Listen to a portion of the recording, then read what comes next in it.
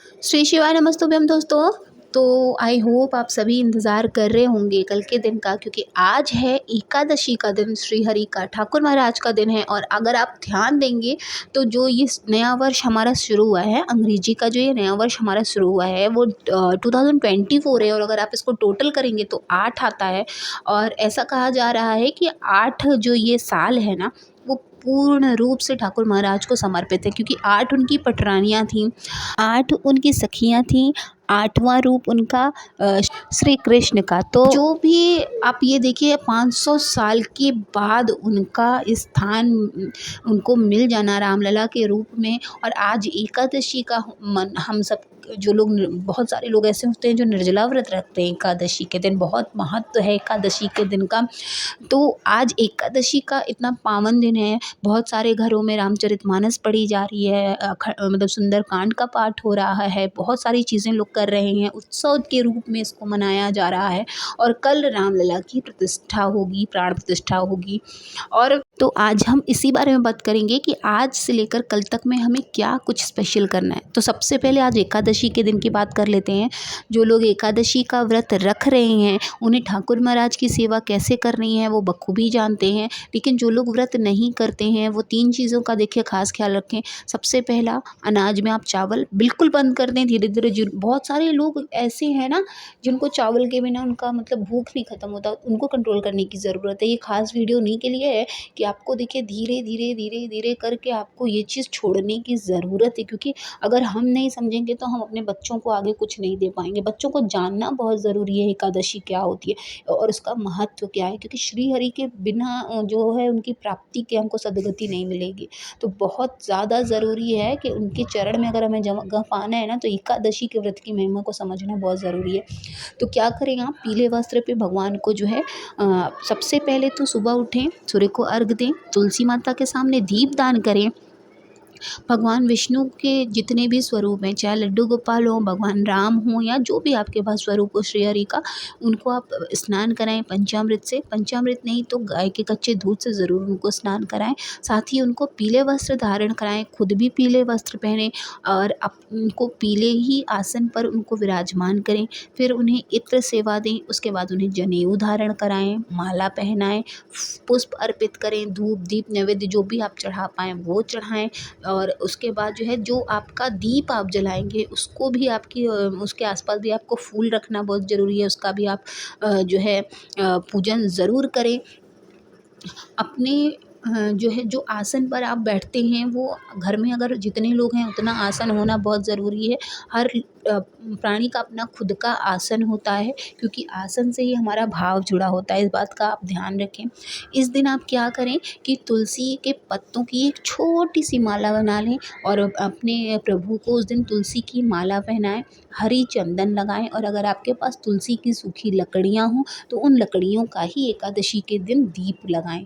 जैसे मैं हमेशा जो है पाउडर बनाकर रख लेती हूँ एक दिए में, और उसी में मैं हमेशा जो है जब भी एकादशी पड़ती है तो मैं हरी चंदन ज़रूर भगवान को लगाती हूँ। और जो तुलसी की लकड़ी है उसको भी इकट्ठा कर लेती हूँ और उसमें जो है मौली बांध कर उनके सामने दीप प्रज्वलित करती हूँ।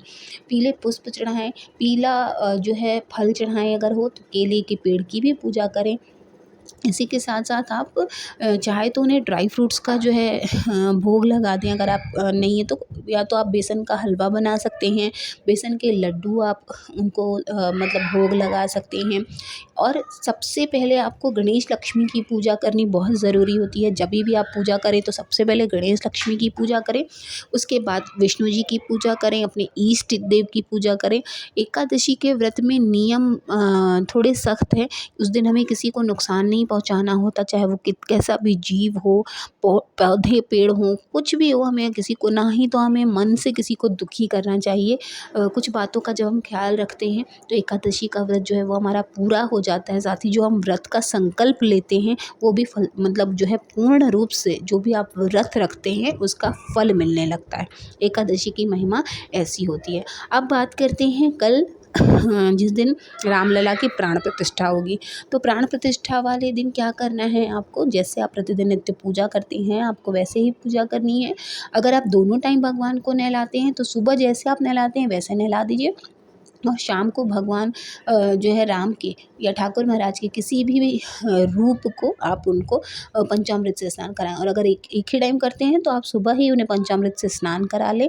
उसके बाद उनको जो है शाम को आपको पूजा थोड़ी सी बदल देनी है। आपको जैसे दीपदान करना है तो आप प्रयास ज़्यादा से ज़्यादा दीप जलाने का करें। और लेकिन अगर नहीं जला पाते हैं, कोई समस्या है, तो आप क्या करें, 11 या 21 इतने दीप जरूर जलाएं। साथ ही जो चावल हमें निमंत्रण के रूप में आए हैं, 2 दाना उसमें से आप दीप में लगा दें। जो मुख्य दीप आप भगवान के सामने अखंड ज्योत के रूप में प्रज्वलित करेंगे उसमें।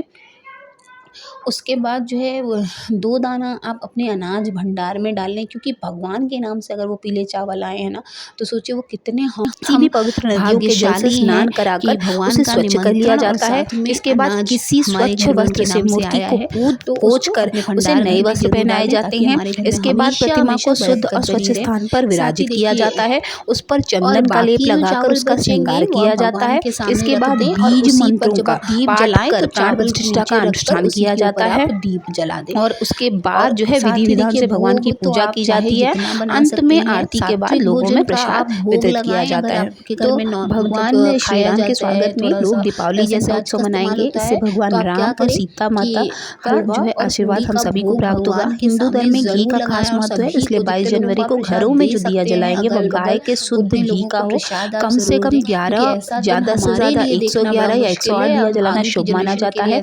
गाय के घी का दीपक जलाने से नेगेटिविटी खत्म होती है और पॉजिटिविटी आती है। साथ ही सुख समृद्धि की भी वृद्धि होती है और घर में खुशहाली आती है। इसलिए प्रयास यही करें कि जो है किस 108 या 111 इतने दीपों को जलाकर पूरे घर को अपने जरूर जगमग करें। और अगर आप नहीं दिया कर पा रहे हैं तो 11 तो कम से कम जलाएं। और हर जो इतने भी आपके घर में पूजनीय पेड़ हैं दरवाजे पर हर जगह रखें, ताकि भगवान की दृष्टि दरवाजे पर अपने मेन गेट पर जरूर एक दिया रखें, जिससे कि भगवान की दृष्टि आपके भी चौके पर जरूर पड़े। या फिर आप जो है सुंदरकांड राम ज्योति जलाने के लिए मंत्र शुभम करोति कल्याणम आरोग्यम धनम संपदाम शत्रु बुद्धि विनाशाय दीपम ज्योति नमोस्तुते का उच्चारण करें।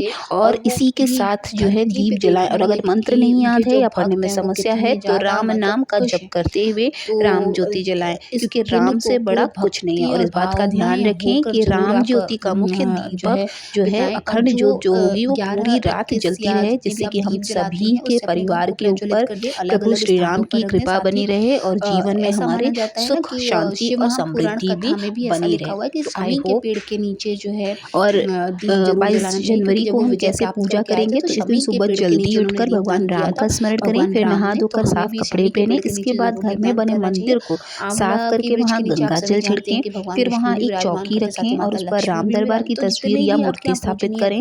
ध्यान रखें कि तस्वीर को जो है मुख जो हो उसका वो पूर्व दिशा की ओर हो। इसके बाद भगवान राम का पंचामृत से अभिषेक करें और उन्हें फूल, रोली, अक्षत, धूप, दीप आदि अर्पित करें। श्री राम के साथ हनुमान जी की भी पूजा जरूर करनी चाहिए। इसके बाद आप चाहें तो रामचरितमानस, सुंदरकांड या हनुमान चालीसा का पाठ जरूर कर सकते हैं। अंत में राम दरबार की आरती करें और प्रसाद चढ़ाएं। इसके अलावा आप रामलला की प्राण प्रतिष्ठा वाले दिन घर पर रामायण या रामचरितमानस पाठ का भी आयोजन कर सकते हैं। किन बातों का हमें ख्याल रखना है? देवी देवताओं पर चढ़ाए गए फूल माला हर दिन रात में ईश्वर शयन करने के साथ हटा देना चाहिए और प्रतिदिन नए फूलों की माला